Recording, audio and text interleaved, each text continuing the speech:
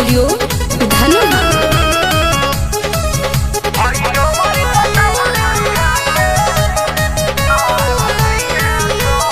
presented by KMD Music। चढ़ल जवानी के पानी तोहर झार दी है सो हई नंबरी पटंगरी उठा के चोली पार दी है सो हई नंबरी पटंगरी उठा के चोली पार दी है सो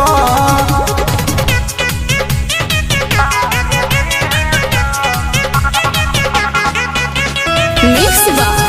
रोशन रिकॉर्डिंग स्टूडियो धनुहा।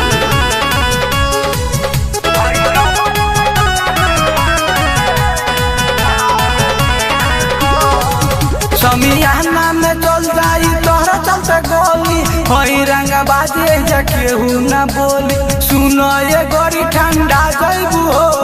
फाटी मरद जहिया पा जइबू हो समियाना में चल जाई तोहरा चलते गोली हई रंग बाजे केहू न बोली सुनो ये गोरी ठंडा जइबू हो फाटी मरद जहिया पा जइबू हो अरे गाना के रस जैसे सहारा केनु पेर दी है सो गाना के रस जैसे सहारा केनु पेर दी है सो हई नंबरी पटंगरी उठा के चोली पार दी है सो हई नंबरी पटंगरी उठा के चोली पार दी है सो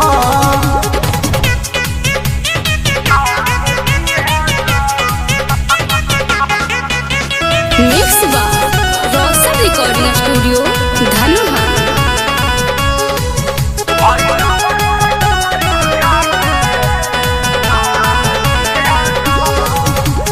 हई हम मरद खाटी बिहार के तोरा लेखा कई गो के फेंक देनी झाड़ के राजा सिंघनिया के चिखा दो जवानी पिंटू आलम के पिया दो तू पानी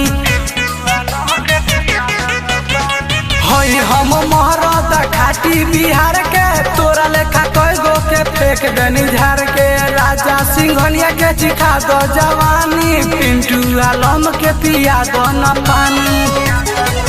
अरे ऐसे न ढोरी देखाओ गोली मार दी है सो